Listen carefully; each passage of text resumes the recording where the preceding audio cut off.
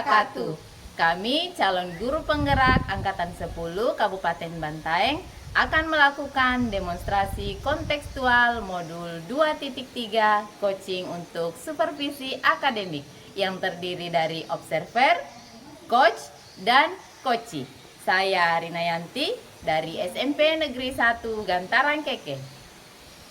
Saya Mulyani dari SD Impres Sabanyang. Saya Nurlinda dari SD Negeri 57 Campaga. Selamat menyaksikan. Assalamualaikum Bu Linda. Waalaikumsalam Bu. Apa kabarnya hari ini? Alhamdulillah baik, sehat. Bagaimana dengan Ibu? Alhamdulillah sehat juga. Hari ini Ibu akan melakukan coaching ya? Iya betul Bu. Iya. Namun sebelum Ibu melakukan proses coaching, ada sedikit hal yang akan saya bicarakan dengan Ibu. Boleh ya Bu ya? Ya Bu, boleh sekali. Jadi nanti pada saat proses coaching akan saya amati dan akan saya nilai sesuai dengan rubrik penilaian coaching, seperti apakah Ibu sudah melakukan proses coaching sesuai dengan alur tirta atau belum. Kemudian apakah Ibu sudah memberikan pertanyaan-pertanyaan berbobot sesuai dengan kata kunci yang diutarakan oleh si coachee. Kemudian nanti saya juga akan mendengarkan respon atau jawaban dari coachee, apakah sudah sesuai dengan pertanyaan yang Ibu sampaikan. Dan jangan lupa ya Bu, harus disesuaikan dengan prinsip coaching, yaitu kemitraan, proses kreatif, dan memaksimalkan potensi. Baik Bu, jadi kompetensi yang ingin saya kembangkan pada proses coaching hari ini tentunya kompetensi inti coaching ya Bu, yaitu kehadiran penuh, mendengarkan aktif, dan menyampaikan pertanyaan berbobot. Oh, jadi Ibu akan mengembangkan 3 kompetensi ya Bu? Iya Bu. Yang terdiri dari kehadiran penuh, mendengarkan aktif, dan mengajukan pertanyaan berbobot. Dari ketiga kompetensi inti, kira-kira yang mana yang paling ingin Ibu kembangkan?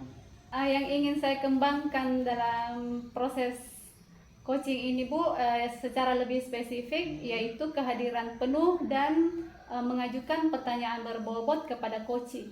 Oh, jadi ada 2 ya, ada 2 kompetensi yang ingin Ibu kembangkan, Iya, yaitu betul, Bu. mendengarkan aktif dan memberikan pertanyaan yang berbobot. Kira-kira seperti apa indikator ketercapaian dari proses coaching yang akan Ibu lakukan? Jadi indikator ketercapaian yang ingin saya lakukan dalam proses coaching ini tentunya menerapkan alur tirta ya Bu, yaitu yang pertama menetapkan tujuan bersama coachee, kemudian mengidentifikasi permasalahan yang dihadapi coachee saat ini, selanjutnya mendengarkan rencana aksi dari coachee, dan terakhir membuat kesepakatan tanggung jawab dengan coachee. Dalam proses coaching ini saya akan menggali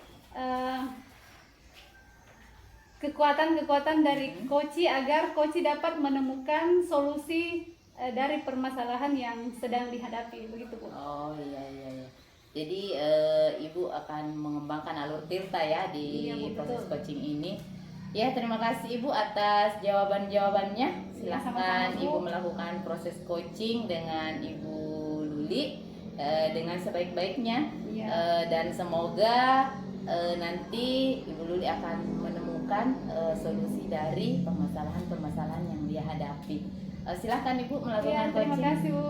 Assalamualaikum warahmatullahi wabarakatuh Bu Luli. Waalaikumsalam warahmatullahi wabarakatuh Bu. Apa kabar hari ini Bu? Alhamdulillah sehat, baik Bu.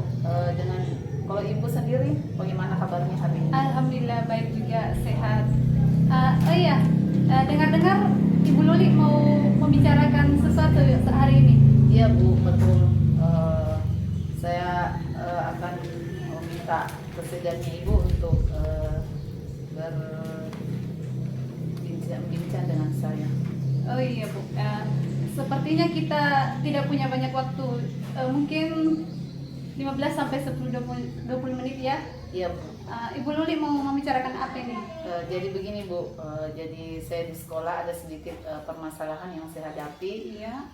di mana masih banyak teman-teman di sekolah itu Bu, metode mengajarnya masih metode yang lama. Artinya mereka itu masih banyak ceramah, kemudian tidak melakukan pembelajaran yang berpihak pada murid Bu, seperti itu. Oh, jadi di sekolah Bu Luli masih banyak guru yang menggunakan metode belajar yang lama. Iya Bu. Masih menggunakan metode ceramah begitu. Iya Bu, betul. Itu artinya metode belajar guru-guru di sekolah Ibu belum bervariasi ya Bu? Iya Bu, betul. Nah, kira-kira apa yang Ibu Luli ingin dapatkan dalam percakapan kita hari ini? Jadi yang ingin saya dapatkan dari percakapan kita hari ini Bu, saya ingin mendapatkan solusi dari permasalahan yang saya hadapi di sekolah Bu. Baik Bu, jadi Bu Luli ingin mendapatkan solusi dari permasalahan guru-guru yang dialami di sekolah Bu Luli yang masih menggunakan metode belajar yang lama, masih dengan metode ceramah, yang artinya belum bervariasi ya Bu. Iya Bu. Nah, kalau dari level 1 sampai 10 nih Bu Luli, teman-teman di sekolah Ibu Luli itu berada di level berapa saat ini? Kalau dari level 1 sampai 10 Bu, masih berada di level 5 Bu. Di level 5 ya Bu Luli. Nah, kalau menurut Bu Luli, Ibu Luli ingin meningkatkan kompetensi guru-guru di sekolah Ibu Luli menuju ke level berapa ini? Jadi saya ingin Bu, di teman-teman di sekolah itu kompetensinya meningkat, berada di level 8 Bu. Baik, jadi Bu Luli ingin nantinya kompetensi guru-guru di sekolah dalam pembelajaran itu meningkat menjadi level 8 ya Bu? Betul Bu. Kira-kira perubahan apa yang ingin Ibu Luli lihat dan ingin Ibu Luli dapatkan? Jadi perubahan yang ingin saya lihat itu di teman-teman sekolah Bu, mereka itu bisa melakukan pembelajaran dengan melakukan pembelajaran atau metode itu yang beragam, kemudian bisa melakukan pembelajaran itu yang berpihak pada murid Bu. Jadi Bu Luli ingin pembelajaran di sekolah Bu Luli itu menggunakan metode yang beragam dan dapat melakukan pembelajaran yang berpihak pada murid Bu Luli ya? Iya Bu, betul. Jika idealnya menggunakan pembelajaran yang beragam itu dan berpusat pada murid yang kira-kira di sekolah Ibu yang bagaimana? Jadi kalau menurut saya Ibu itu teman-teman di sekolah itu melakukan pembelajaran dengan salah satunya itu menerapkan pembelajaran berdiferensiasi, di mana guru-guru itu melakukan pembelajaran dengan memenuhi betul-betul kebutuhan murid, kemudian melakukan strategi pembelajaran misalkan dengan pembelajaran diferensiasi konten, kemudian proses dan produk Bu, seperti itu. Jadi Ibu Luli ingin guru-guru di sekolah itu melakukan pembelajaran berdiferensiasi yang betul-betul mengenali kebutuhan murid, seperti diferensiasi konten, diferensiasi produk, maupun diferensiasi proses ya Bu? Ya Bu, seperti itu. Untuk mencapai perubahan itu kira-kira apa yang ingin Ibu Luli lakukan kepada guru-guru Ibu Luli ini supaya guru-guru di sekolah Bu Luli dapat melakukan pembelajaran berdiferensiasi seperti yang diinginkan tadi? Jadi yang pertama Bu, yang saya akan lakukan yaitu mengajak teman-teman di sekolah itu untuk berdiskusi, kemudian ingin berbagi pemahaman bahwa pembelajaran yang sebaiknya yang kita lakukan itu adalah melakukan pembelajaran diferensiasi dengan memenuhi kebutuhan murid yang beragam Bu. Kemudian langkah selanjutnya saya akan mengajak teman-teman di sekolah untuk melihat atau menonton video-video pembelajaran, salah satunya itu pembelajaran diferensiasi. Kemudian saya juga akan memperlihatkan kepada teman-teman pembelajaran yang pembelajaran yang beraneka dengan menggunakan metode yang menarik dan menyenangkan bagi anak-anak. Itu yang akan saya lakukan. Wah, luar biasa. Oke, Bu Luli. Dari beberapa kegiatan yang ingin Ibu Luli lakukan, dari mengajak berdiskusi, berbagi pemahaman, mengajak rekan-rekan guru menonton video-video pembelajaran berdiferensiasi, yang mana ini yang menurut Bu Luli yang paling ideal atau paling efektif untuk Ibu Luli lakukan? Jadi langkah yang paling efektif yang saya akan lakukan itu Bu adalah mengajak teman untuk menonton video pembelajaran berdiferensiasi bersama-sama. Jadi Ibu Luli ingin melakukan kegiatan mengajak teman-teman guru menonton video-video pembelajaran berdiferensiasi, ya Bu? Iya Bu.